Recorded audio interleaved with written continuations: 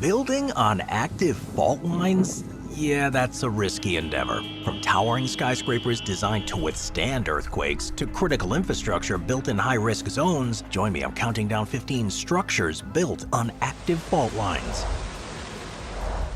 Starting with number 15. The Golden Gate Bridge. It is one of the wonders of the modern world. However, its proximity to the San Andreas Fault, a tectonic boundary between the Pacific and North American plates, makes for a unique history.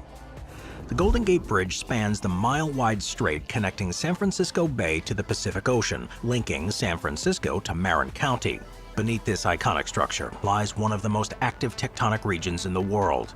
The San Andreas Fault, a continental transform fault, runs just miles offshore. It's known for its right lateral strike-slip movement. This fault has produced devastating earthquakes, such as the 1906 event that leveled much of San Francisco. Now, seismic lift system to transfer the bridge's load onto temporary supports during construction. Now, these measures were designed to ensure that the bridge could withstand seismic events with minimal or repairable damage. This retrofit included strengthening the bridge's towers, anchorage systems, and suspension cables. Special attention was given to the tower's foundations, which of course needed reinforcement to handle more dynamic forces of an earthquake. And despite initial projections for a 2012 completion, the complexity of the project extended its timeline, reflecting the challenges of retrofitting a historic structure while maintaining its functionality.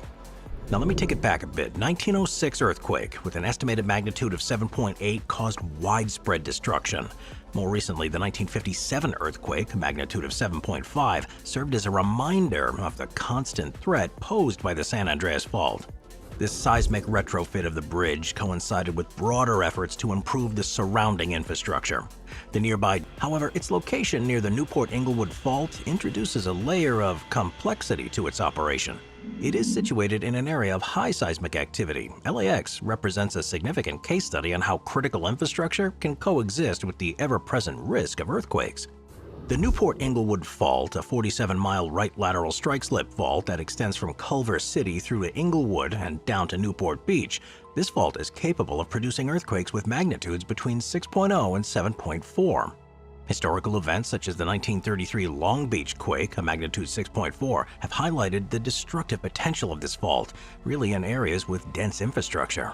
Now, LAX occupies about 3,500 acres, and it includes extensive facilities such as 4 parallel runways, passenger terminals, and a sophisticated fuel hydrant system. Damage to runways, terminals, or those fuel systems could disrupt operations for extended periods, affecting not only travelers, but also the regional economy. To address those challenges, earthquake-resistant design standards for new construction. Number 13. The Tokyo Skytree. The Tokyo Skytree, it rises about 2,080 feet above the city of Tokyo, and as the tallest tower in Japan and one of the tallest structures in the world, it serves as a critical broadcasting hub and a popular observation point. But what truly sets it apart is its location near the Sagami Trough, a tectonic boundary known for producing powerful quakes. The Sagami Trough stretches about 210 miles along the eastern coast of Japan, where the Philippine Sea Plate subducts beneath the Okhotsk microplate. Now that convergence creates this immense seismic tension and periodically released in the form of megathrust earthquakes. This region has experienced devastating events, including the 1923 Great Kanto earthquake, which caused widespread devastation. Tokyo and the surrounding metropolitan area, home to over 43 million people, remain vulnerable to future seismic events of similar magnitude. At the core, seismic energy and reducing the vibrations transmitted through the structure. Additionally, it also employs a tuned mass damper system which acts as a counterweight to stabilize the tower during both quakes and strong wind. This system is known as an added mass control mechanism. This shifts the mass in the opposite direction to the tower's motion, maintaining its center of gravity and reducing any structural strain. Together, both these features, the central pillar and the mass damper, can absorb up to 50% of the energy generated by an earthquake. Its resilience here draws on lessons learned from past disasters, blending innovation with necessity. Its engineers carefully modeled potential earthquake scenarios, ensuring that the tower would endure even the strongest of tremors. And this approach underscores Japan's commitment to safeguarding its urban infrastructure and protecting its population, of course. Number 12. Istanbul's Hagia Sophia. The Hagia Sophia, completed in 537 AD, is located in Istanbul, Turkey. It's not just an X with notable events recorded in 1999 and earlier centuries. Yet the Hagia Sophia has withstood those natural forces largely due to the advance of engineering employed during its construction and subsequent reinforcements. One of the most significant features of the Hagia Sophia's construction is its massive central dome, which rests on these things called pedentives, or curved triangular sections, that allow the circular dome to transition onto the square base. This architectural breakthrough distributes the weight more evenly, reducing the stress on any single point and allowing the structure to absorb seismic energy. Lightweight bricks and mortar were chosen for the dome to minimize the overall weight of it, and additionally the mortar contains a high lime content, making it slightly flexible and better able to absorb the forces of a quake. Throughout its history, the Hagia Sophia has been subjected to numerous quakes, including severe events in 553, 869, 989, and 1344 AD. Each quake caused varying degrees of damage to endure in one of the most seismically active regions in the world. Standing at over 1,427 feet, it is Iran's tallest tower and ranks among the world's tallest freestanding structures. The Moshe Fault runs along the southern edge of the Alborz Mountains, a tectonically active region near Tehran.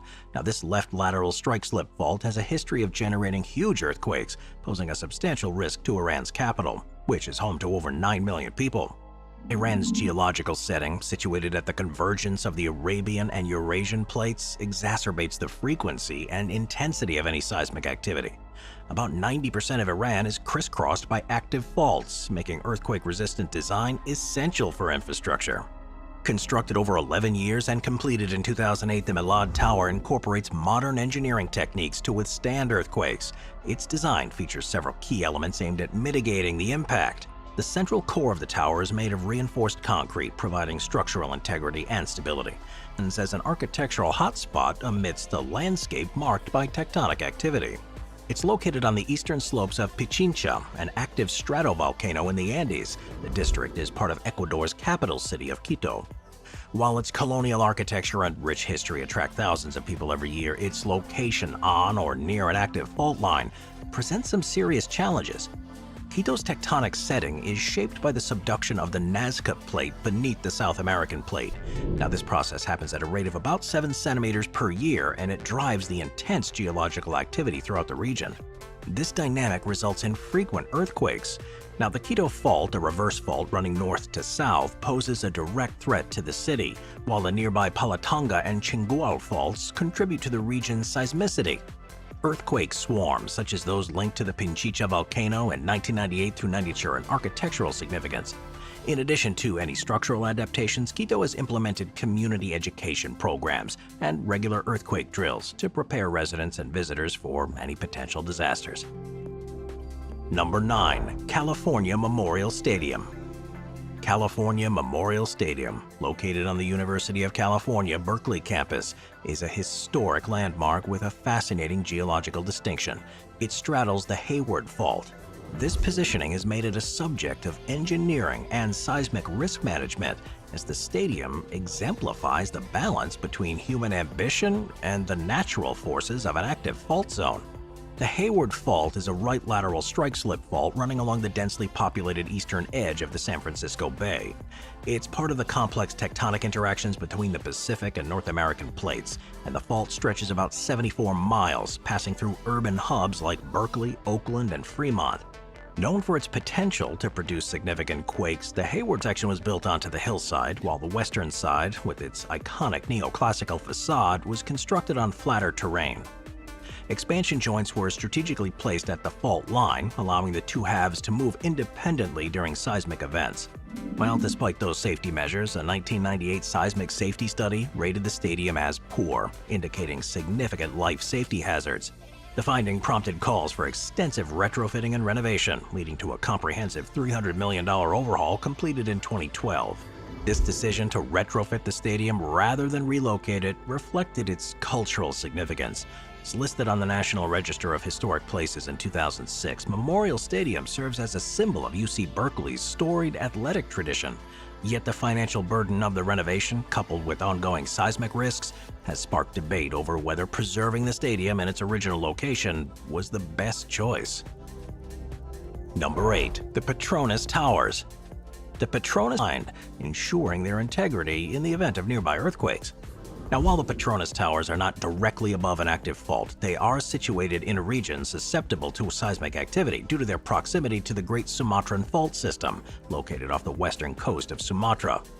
The Great Sumatran Fault is a major strike-slip fault zone that accommodates the oblique convergence between the Indo-Australian and Eurasian plates. This fault extends for much of the length of Sumatra, and it's a key part of the tectonic system responsible for the region's high seismic risk. Although the Petronas Towers are located on the mainland of the peninsular Malaysia and not directly atop the fault line, their proximity to the seismic activity of the region required careful engineering. One of the most innovative aspects of the tower's design is the incorporation of a double-decker sky bridge, which connects the two towers on the 41st and 42nd floors. At 558 feet above the ground, this sky bridge is the highest two-story bridge in the world, as it serves as both a function and a structural purpose. In earthquake-prone regions, this deep foundation helps stabilize the tower during ground movement, ensuring they remain upright even in the event of a strong quake. Moving on to number 7, the Hoover Dam. The Hoover Dam is one of the most iconic feats of engineering in the United States. It's located in the Black Canyon of the Colorado River, straddling the border of Nevada and Arizona. Constructed during the Great Depression between 1931 and 36, it serves not only as a critical water reservoir, but also as a powerful hydroelectric plant. Standing 726 feet tall, it holds back the waters of Lake Mead, the largest reservoir in the United States.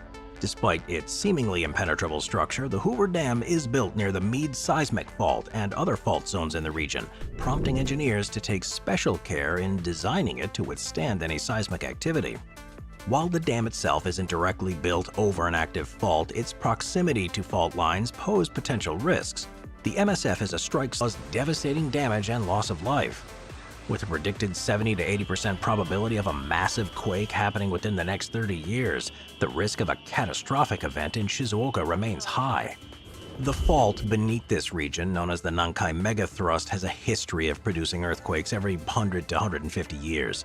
The last significant quake in the region happened on March 15, 2011, with a magnitude of 6.2, though the larger, more catastrophic events are those that originate deeper in the Nankai Trough. Given the region's vulnerability, earthquake-resistant infrastructure has been a priority in Shizuoka. Building codes in the prefecture are stringent, and modern structures, including residential, commercial, and public buildings, are designed to withstand the forces of a quake. These buildings often feature flexible foundations, seismic isolation systems, and reinforced materials that allow them to absorb and dissipate seismic energy. Additionally, the infrastructure, such as bridges and roads, are reinforced to prevent collapse during a quake. The design of these evolved over centuries. Modern Shizuoka buildings incorporate those lessons with cutting-edge designs that allow them to survive even the strongest of quakes. Number 2. The Akashi Kaikyo Bridge. The Akashi Kaikyo Bridge. This is an infrastructure project linking the cities of Kobe on Japan's Honshu Island with Awaya on Awaji Island, and it stands as a marvel of engineering. Completed in 1998, it held the title of the world's longest suspension bridge for several years, with a span of 6,532 feet. However, its location on or near an active fault line, specifically the Nojima Fault, makes it an even more significant achievement. The 1995 Great Hanshin earthquake, which had an epicenter near Kobe, was directly linked to the Nojima Fault. This earthquake, measuring about 7.3 on the Richter scale, caused widespread devastation. The fact that the Akashi Kaikyo Bridge was built across this fault line added a layer of complexity to its design and construction. Japan is a country that's prone to frequency well above the expected intensity of seismic activity in the region.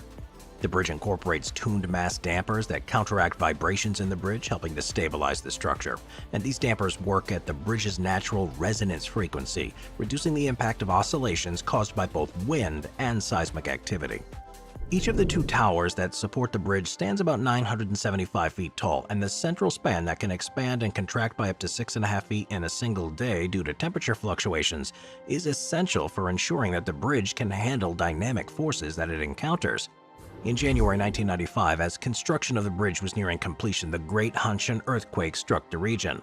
This devastating quake caused the towers of the bridge to shift by a few feet, creating the need to adjust the central span to maintain the integrity of the bridge.